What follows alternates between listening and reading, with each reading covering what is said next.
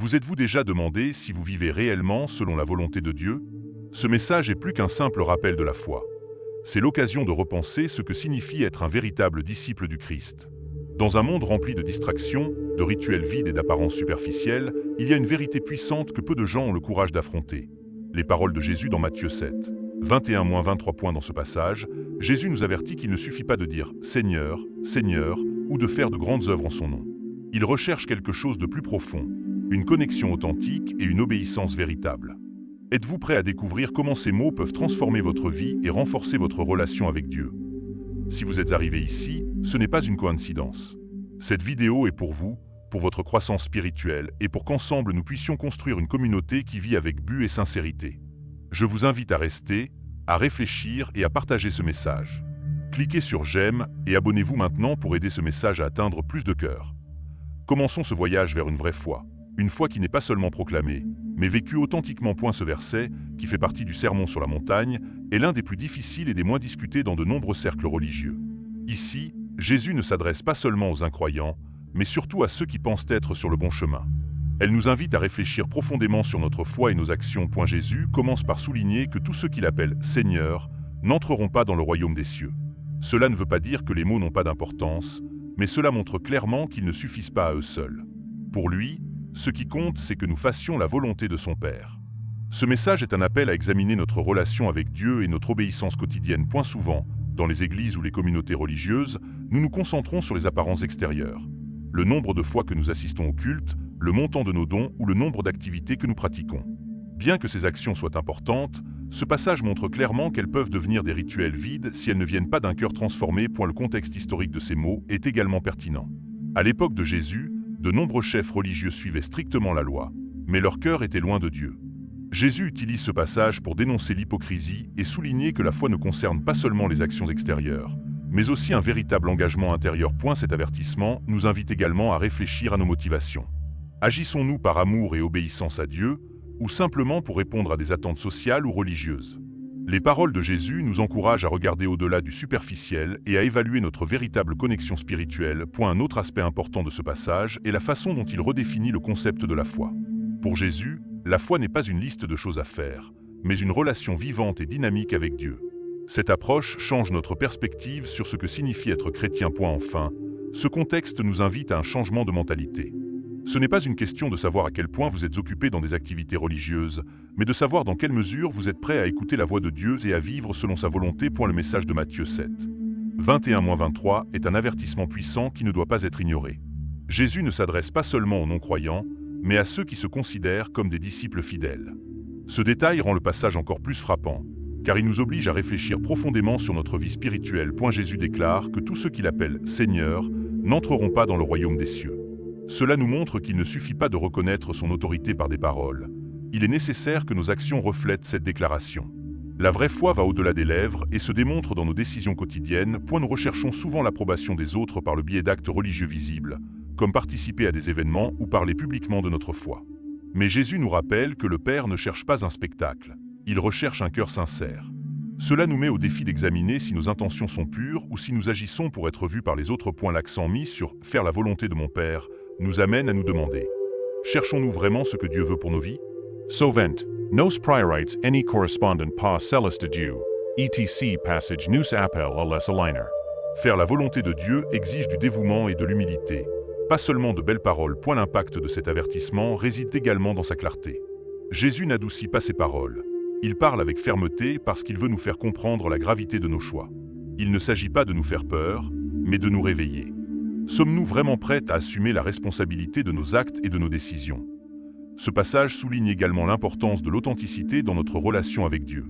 Nous ne pouvons pas le tromper avec les apparences, car il voit directement dans nos cours. Cette réalité peut être inconfortable, mais elle est aussi libératrice, car elle nous invite à mettre de côté les masques et à vivre une foi authentique. Jésus conclut cet avertissement par un rappel frappant. Beaucoup de ceux qui font de grandes œuvres en son nom entendront « Je ne vous ai jamais connu ». Cela nous rappelle que nos actions, aussi impressionnantes soient-elles, ne valent rien si elles ne sont pas soutenues par une véritable relation avec Dieu. L'un des aspects les plus profonds de ce passage est la façon dont Jésus sépare la religion de la relation avec Dieu. Alors que la religion se concentre souvent sur les rituels et les règles, les relations sont basées sur l'amour, l'obéissance et la transformation intérieure. Jésus remet en question l'idée selon laquelle les œuvres extérieures suffisent à plaire à Dieu. Les miracles, les prophéties et l'expulsion des démons peuvent sembler être des signes d'une grande spiritualité, mais ils ne sont pas des garanties de salut. Cela nous enseigne que la relation avec Dieu est bien plus importante que les œuvres visibles. L'accent mis sur la relation nous amène à considérer notre connexion quotidienne avec Dieu. Prenons-nous le temps de l'écouter, de rechercher ses conseils et de nous aligner sur sa volonté? Une relation authentique nécessite des efforts, du temps et de l'engagement, pas seulement des actes superficiels. Le passage souligne également que Dieu ne s'intéresse pas à la foi performative. Cela signifie que peu importe nos efforts pour impressionner les autres, si nos cœurs ne sont pas alignés avec Dieu, nos actions manquent de sens éternel. Une véritable relation avec Dieu implique un abandon total. Il ne s'agit pas simplement de dire « je crois en Dieu » ou d'assister à des événements religieux, mais de permettre à son esprit de transformer chaque domaine de notre vie. Cela peut être inconfortable, car cela nous met au défi de laisser tomber notre orgueil et nos objectifs personnels. Jésus utilise ce passage pour nous rappeler que nous ne pouvons pas compter uniquement sur nos œuvres pour justifier notre foi. Le salut ne se mérite pas, mais c'est un don que nous acceptons par l'obéissance et une foi sincère. Cette séparation entre religion et relation nous invite à réfléchir à nos priorités. Cherchons-nous l'approbation des autres ou une véritable connexion avec Dieu? La réponse à cette question peut changer la direction de notre vie spirituelle. Est la phrase clé de ce passage « et fais la volonté de mon Père ». Mais qu'est-ce que cela signifie réellement? Jésus nous enseigne qu'obéir à Dieu n'est pas une option pour les croyants. C'est la preuve d'une foi authentique et active. Faire la volonté du Père commence par comprendre son dessein pour nos vies. Cela nécessite de le chercher par la prière, la méditation de la parole et une volonté de le laisser guider nos décisions. Ce niveau de dévouement n'est pas toujours facile, mais il est essentiel. Nous confondons souvent nos désirs avec la volonté de Dieu. Ce passage nous appelle à placer ses plans au-dessus des nôtres, même lorsque cela signifie renoncer à quelque chose que nous voulons. La véritable obéissance exige l'humilité et la confiance en sa sagesse. Jésus nous montre également que la volonté de Dieu ne correspond pas toujours aux attentes humaines. Ce que le monde valorise, le succès, la célébrité, la reconnaissance, peut ne pas avoir d'importance pour Dieu. Il recherche des cœurs sincères, prêts à le suivre quel qu'en soit le prix. Faire la volonté du Père implique de vivre dans l'amour et le service des autres. Cela signifie pardonner, aider ceux qui sont dans le besoin, être honnête et refléter le caractère du Christ dans tout ce que nous faisons. Ces actions sont la preuve d'une foi vivante. Ce passage nous rappelle que l'obéissance n'est pas une tâche occasionnelle, mais un style de vie. Il ne suffit pas d'obéir quand cela nous arrange. Nous devons être constants dans notre engagement à faire sa volonté chaque jour. Enfin, Jésus nous appelle à réfléchir. Vivons-nous réellement selon la volonté de Dieu ou agissons-nous simplement comme si c'était le cas? C'est un appel à la sincérité et à une transformation profonde. L'hypocrisie religieuse est l'un des thèmes centraux de Matthieu 7, 21-23. Jésus ne critique pas les incroyants, mais ceux qui prétendent avoir la foi alors que leur cœur est loin de Dieu. Cet avertissement est aujourd'hui plus que jamais d'actualité. Il est souvent facile de tomber dans le piège d'agir comme un chrétien seulement en apparence. Nous allons à l'église, récitons des versets et accomplissons des œuvres visibles. Mais Jésus nous met au défi de regarder au-delà de ses actions extérieures. Il recherche l'authenticité, pas les performances. L'hypocrisie religieuse nous conduit également à juger les autres tout en ignorant nos propres défauts. Ce passage nous rappelle que nous ne pouvons pas tromper Dieu, qui connaît nos véritables intentions et voit au-delà du superficiel. Jésus utilise des mots forts parce qu'il sait que l'hypocrisie non seulement nuit à notre relation avec Dieu, mais qu'elle affecte également les autres. Les personnes qui voient nos incohérences peuvent se décourager ou se détourner de la foi. Notre authenticité peut être un témoignage puissant. Ce passage nous met également au défi d'être honnête avec nous-mêmes. Vivons-nous vraiment ce que nous prêchons? L'hypocrisie est un obstacle à la croissance spirituelle et nous éloigne de la plénitude que Dieu désire pour nos vies. La lutte contre l'hypocrisie commence par l'humilité. Reconnaître nos défauts et demander à Dieu de transformer notre cœur est la première étape vers la foi authentique. Cela ne signifie pas être parfait, mais être sincère dans notre relation avec lui. Jésus conclut ce passage en nous rappelant que l'hypocrisie n'a pas sa place dans le royaume des cieux. Il recherche des disciples engagés, pas parfaits, mais prêts à vivre avec authenticité et obéissance. Le Saint-Esprit joue un rôle crucial en nous aidant à vivre la foi authentique que Jésus décrit dans ce passage. Non seulement il nous guide, mais il nous donne le pouvoir de transformer nos vies selon la volonté de Dieu. Lorsque nous essayons de vivre notre foi sans le Saint-Esprit, nous sentons souvent épuisés et frustrés. L'Esprit non seulement nous donne de la force, mais il nous révèle également la vérité de Dieu et nous aide à discerner sa volonté. L'un des principaux rôles de l'Esprit est de nous convaincre de péché. Il ne s'agit pas de nous condamner, mais de nous guider vers la repentance et la transformation. Ce processus est essentiel pour vivre une vie en harmonie avec Dieu. L'Esprit nous donne également les fruits de la foi. L'amour, la joie, la paix, la patience, la bonté, entre autres. Ces fruits sont la preuve d'une vie transformée et nous aident à refléter le caractère du Christ dans nos actions. Ce passage nous rappelle également que nous ne pouvons pas compter uniquement sur nos propres forces. Nous avons besoin de l'Esprit pour faire face aux tentations et pour persévérer dans notre engagement envers Dieu, surtout dans les moments difficiles. L'Esprit nous donne direction et clarté. Par la prière et la méditation, il nous révèle les domaines de notre vie qui ont besoin de changement et nous aide à prendre des décisions qui glorifient Dieu. Enfin, vivre avec le Saint-Esprit nous conduit à une connexion plus profonde avec Dieu. Il ne s'agit pas seulement de suivre des règles, mais d'expérimenter sa présence et de permettre à sa puissance de transformer chaque domaine de notre vie. L'obéissance est un thème central dans Matthieu 7, 21-23. Jésus montre clairement qu'il ne suffit pas de connaître la parole de Dieu, il faut le vivre. L'obéissance est le pont entre notre foi et nos actions, démontrant que notre relation avec Dieu est authentique. Obéir n'est pas toujours facile. Souvent, les instructions de Dieu remettent en question nos préférences, notre logique ou notre confort. Mais c'est dans ces moments-là que notre foi est mise à l'épreuve. L'obéissance exige de l'humilité, de la volonté et, surtout, la confiance que les plans de Dieu sont meilleurs que les nôtres. Jésus utilise ce passage pour contraster l'obéissance authentique avec l'activisme religieux. Beaucoup de gens sont occupés à faire des choses pour Dieu, mais ils ne s'arrêtent pas pour écouter sa voix. L'obéissance ne consiste pas à faire tout ce que nous pensons être juste. Fais exactement ce qu'il nous appelle à faire. Ce passage révèle que l'obéissance ne peut être séparée de l'amour. Lorsque nous aimons Dieu, l'obéissance devient une expression naturelle de notre dévotion. Ce n'est pas un fardeau, mais un privilège, car nous savons que chaque instruction vient d'un Père aimant qui veut le meilleur pour nous. L'obéissance a également un impact sur ceux qui nous entourent. Lorsque nous vivons selon la volonté de Dieu, nos actions deviennent un témoignage vivant. Nous inspirons les autres non seulement avec des mots, mais avec une vie qui reflète la bonté, la justice et l'amour de Dieu. D'un autre côté, la désobéissance peut nous éloigner de l'accomplissement spirituel. Ne pas écouter la voix de Dieu ou résister à ses instructions nous conduit à une déconnexion qui affecte notre relation avec lui. Ce passage nous invite à réfléchir. Vivons-nous vraiment dans l'obéissance ou suivons-nous simplement nos propres règles? Enfin, Jésus nous rappelle que l'obéissance est le chemin vers la véritable vie spirituelle. Ce n'est pas une question de perfection, c'est une question de disposition. Il ne recherche pas des cœurs qui ne défaillent jamais, mais des cœurs qui sont prêts à s'élever, à apprendre et à suivre sa volonté. Arrêtez-vous un instant et réfléchissez. Comment vivez-vous votre foi? Ce message ne vous est pas parvenu par hasard.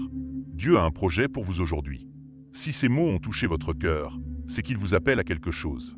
Plus grand, quelque chose de plus grand que le tien. Éternel. En vous abonnant à cette chaîne, vous ne faites pas que cliquer. Vous dites oui à un engagement plus profond dans votre vie spirituelle, à un chemin de transformation et à l'opportunité de mieux connaître Jésus et sa volonté. Votre inscription est un pas symbolique mais puissant vers une foi vivante et authentique. Rejoignez cette communauté de croyants cherchant à grandir, inspirer et marcher ensemble dans le dessein de Dieu. Cliquez maintenant et abonnez-vous, car aujourd'hui peut être le début d'une nouvelle étape dans votre vie spirituelle. Ne laissez pas passer ce moment, acceptez l'appel. Soyez lumière, soyez sel, soyez un véritable disciple du Christ. L'un des enseignements les plus profonds de Matthieu 7, 21-23 est que Dieu valorise la transformation interne plus que les actions externes. Jésus ne cherche pas des disciples qui semblent seulement spirituels. Il désire ardemment des cœurs prêts à être transformés par son esprit. Et la transformation intérieure commence par une reconnaissance honnête de nos défauts. Souvent, nous nous concentrons sur le changement de notre comportement extérieur, mais Jésus nous invite à aller plus loin et à lui permettre de façonner notre essence. Ce changement requiert de l'humilité et une volonté de s'abandonner complètement à sa volonté. Ce passage remet en question l'idée selon laquelle les rituels religieux sont suffisants. Assister à l'église, participer à des activités ou même accomplir des miracles ne remplace pas un cœur plein d'amour, de pardon et d'humilité. Jésus souligne que la transformation doit commencer de l'intérieur et se refléter dans tous les aspects de notre vie. La transformation intérieure implique également de laisser tomber les distractions du monde. Nous vivons à une époque qui nous apprend à rechercher le succès, l'approbation et la reconnaissance. Cependant, Dieu nous appelle à centrer notre vie sur lui, à construire un caractère qui reflète son amour et sa justice. Ce changement intérieur ne se produit pas du jour au lendemain. C'est un processus continu qui exige de la persévérance, de la prière et de la confiance dans le Saint-Esprit. Lorsque nous nous abandonnons à Dieu, il œuvre en nous pour transformer nos pensées, nos attitudes et nos actions. Et la preuve d'une véritable transformation ne réside pas dans nos connaissances de la Bible ou dans le nombre d'activités que nous pratiquons, mais dans notre façon de vivre. La façon dont nous traitons les autres, nos décisions quotidiennes et notre volonté d'obéir reflètent si nous permettons vraiment à Dieu d'œuvrer en nous. Enfin, la transformation intérieure nous prépare à vivre le véritable évangile. Il ne s'agit pas d'un changement superficiel, mais d'un renouvellement profond qui nous relie au dessein de Dieu et nous permet d'être lumière dans un monde plein de ténèbres. Et la foi ne consiste pas seulement à croire, et d'agir en conséquence. Matthieu 7, 21-23 nous rappelle qu'une foi sans œuvres authentiques, inspirée par l'obéissance à Dieu, est incomplète. Ce passage nous appelle à vivre une foi active qui transforme à la fois nos vies et celles de ceux qui nous entourent. Une foi active commence par de petits pas d'obéissance quotidienne. Cela signifie faire des choix qui reflètent les valeurs de l'Évangile, comme pardonner, servir les autres et être honnête dans toutes nos actions. Ces choix construisent une vie qui glorifie Dieu. Jésus nous montre que la foi active ne consiste pas à accomplir de grands miracles ou des actes extraordinaires, mais à vivre avec intégrité et amour. Sauvant, les plus petites actions, comme un mot gentil ou un geste de compassion, ont le plus grand impact. Une foi active requiert également la confiance en Dieu. Parfois, obéir à sa volonté peut sembler difficile ou même illogique de notre point de vue. Cependant, lorsque nous faisons confiance à son plan et agissons avec foi, nous le voyons travailler de manière surprenante. Ce passage nous enseigne que la foi ne peut pas être passive. Il ne suffit pas d'aller à l'église ou d'écouter des sermons. Nous devons appliquer les enseignements de Jésus dans notre vie quotidienne. Cela nous met au défi de sortir de notre zone de confort et de vivre avec un objectif. Et la foi active nous conduit aussi à témoigner. Nos actions reflètent notre relation avec Dieu et peuvent inspirer les autres à le chercher. Vivre une foi authentique et active est une manière puissante d'évangéliser et de montrer l'amour du Christ au monde. En fin de compte, ce genre de foi nous rapproche de Dieu. Lorsque nous agissons dans l'obéissance et vivons selon sa volonté, nous expérimentons une relation plus profonde et plus significative avec lui, basée sur la confiance, l'amour et l'engagement. Nous sous-estimons souvent l'impact de nos actions quotidiennes. Matthieu 7, 21-23 nous rappelle que chaque décision que nous prenons, aussi petite soit-elle, est une occasion de refléter notre foi et d'obéir à Dieu. C'est dans les actions quotidiennes que l'Évangile est véritablement vécu. Il ne s'agit pas seulement des grands moments ou des moments visibles, mais de la façon dont nous agissons lorsque personne ne regarde. Jésus valorise notre intégrité dans les petites choses, car cela reflète notre véritable relation avec lui. Chaque jour, nous sommes confrontés à des décisions qui mettent notre foi à l'épreuve. Devons-nous être honnêtes au travail? Devons-nous traiter ceux qui nous entourent avec respect? Devons-nous pardonner à quelqu'un qui nous a blessés? Ces actions, bien que simples, ont une profonde signification spirituelle et démontrent notre volonté d'obéir à Dieu. Jésus nous enseigne également que nos actions ont un impact sur ceux qui nous entourent. Un acte de gentillesse peut être une lumière dans la vie d'une personne en difficulté. Lorsque nous vivons selon les valeurs de l'Évangile, nous influençons positivement notre famille, nos amis et notre communauté. Ce passage nous met au défi de vivre avec intention. Chaque jour est une opportunité de grandir spirituellement et de glorifier Dieu à travers nos choix. Cela nécessite d'être attentif à sa voix et d'être prêt à agir selon sa volonté. Même dans les petites choses. Vivre une foi active au quotidien nous aide également à combattre l'hypocrisie. Lorsque nos actions reflètent nos croyances, nous montrons au monde une foi authentique, fondée sur l'amour et l'obéissance, et non sur les apparences. Enfin, Jésus nous rappelle que Dieu observe non seulement ce que nous faisons, mais aussi pourquoi nous le faisons. Nos motivations doivent être pures. Nes du desir de lui plaire et de vivre en vie que reflète son caractère dans chaque détail. Foi superficial est un thème central dans Matthieu 7:21-23. Jésus prévient que les apparences extérieures ne suffisent pas pour entrer dans le royaume des cieux. Cela nous met au défi d'examiner si notre foi est authentique ou simplement une façade. Une foi superficielle se concentre sur le visible. Aller à l'église, participer à des activités ou dire les bons mots. Bien que ces actions soient importantes, elles n'ont aucune valeur éternelle si elles ne sont pas soutenues par un cœur sincère et transformé. Le danger d'une foi superficielle est qu'elle peut nous tromper. Nous pouvons penser que nous nous portons bien spirituellement parce que nous accomplissons certains rituels, mais ce passage nous appelle à regarder plus profondément. Cherchons-nous réellement Dieu ou répondons-nous simplement à des attentes religieuses? Jésus souligne que la foi superficielle n'impressionne pas Dieu. Il ne recherche pas la perfection extérieure, mais l'authenticité intérieure. Cela nous amène à réfléchir à nos motivations et à évaluer si nos actions reflètent une relation vivante avec lui. Ce genre de foi peut également être néfaste pour ceux qui nous entourent. Lorsque les autres voient que nos paroles ne correspondent pas à nos actes, ils peuvent se décourager ou même se détourner de la foi. C'est pourquoi Jésus nous appelle à vivre de manière cohérente et authentique. La solution à la foi superficielle est de s'abandonner complètement à Dieu.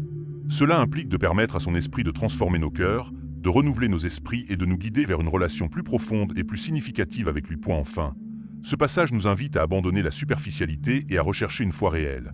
Une foi qui n'est pas seulement vue, mais ressentie et vécue dans chaque aspect de notre vie quotidienne. L'un des thèmes les plus difficiles de Matthieu 7, 21-23 est l'auto-illusion spirituelle. Jésus prévient que beaucoup de ceux qui croient être sur le bon chemin entendront je ne vous ai jamais connu. Ce passage nous appelle à réfléchir profondément et à affronter toute fausse sécurité que nous pourrions avoir dans notre relation avec Dieu. L'auto-illusion peut être subtile. Cela peut se manifester lorsque nous pensons que nos bonnes œuvres, notre participation à des événements religieux ou nos déclarations publiques suffisent à plaire à Dieu. Cependant, Jésus nous rappelle que le véritable salut réside dans l'accomplissement de la volonté du Père, et non dans nos propres idées de ce qui est juste. Ce passage nous met au défi d'être honnêtes avec nous-mêmes. Il est souvent plus facile de voir les défauts des autres que de reconnaître les nôtres. Mais Jésus nous appelle à regarder à l'intérieur et à évaluer si nous vivons vraiment en obéissance à sa parole. L'auto-illusion peut également nous conduire à faire davantage confiance à nos œuvres qu'à notre relation avec Dieu. Nous pouvons penser que l'accomplissement de certains rituels garantit notre salut, mais la Bible nous enseigne que c'est par la grâce, par la foi et l'obéissance, que nous sommes véritablement sauvés. La lutte contre l'auto-illusion commence par l'humilité. Nous devons reconnaître nos faiblesses et demander à Dieu de nous révéler les domaines de notre vie qui ont besoin de changement. Cela demande du courage, car affronter la vérité sur nous-mêmes peut être inconfortable. Jésus utilise ce passage comme un miroir spirituel.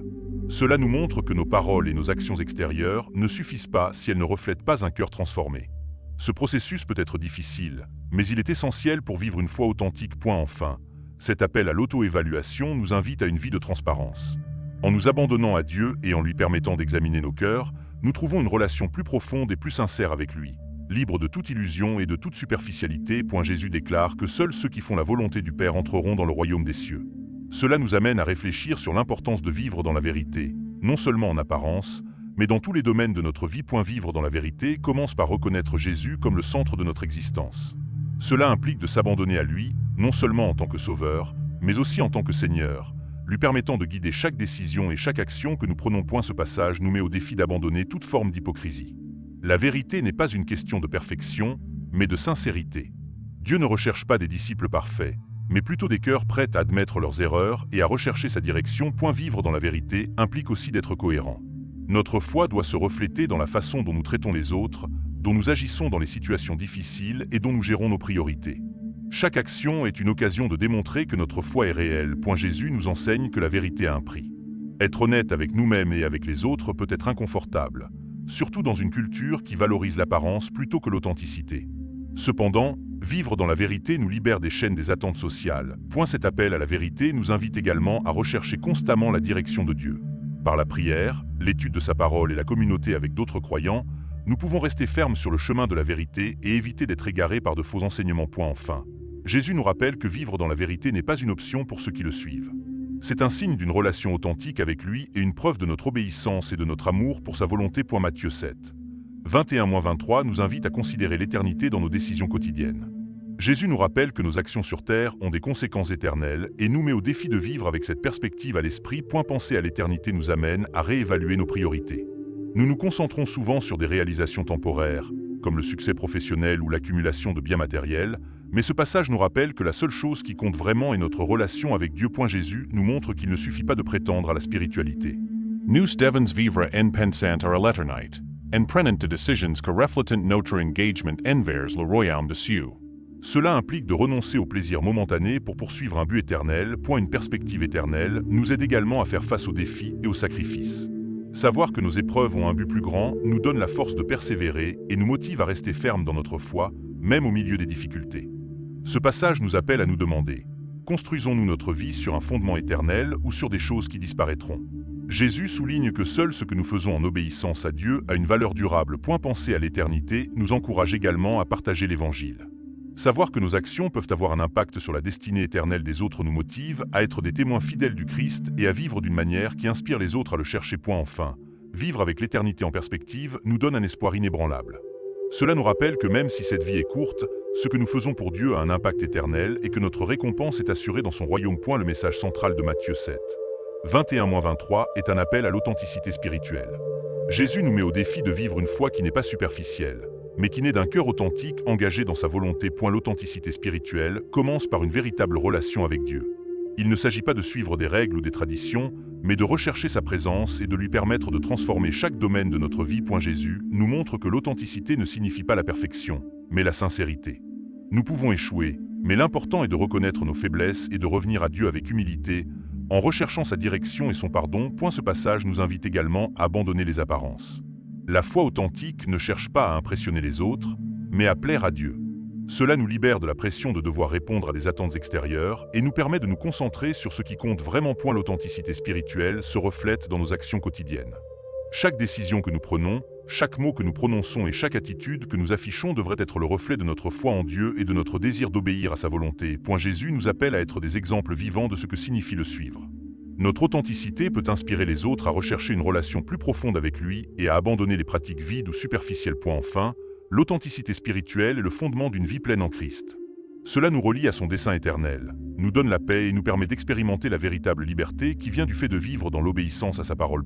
Nous avons parcouru ensemble un message profond et stimulant de Matthieu 7, 21-23, où Jésus nous appelle à vivre une foi authentique, une foi qui transcende les paroles et se reflète dans nos actions.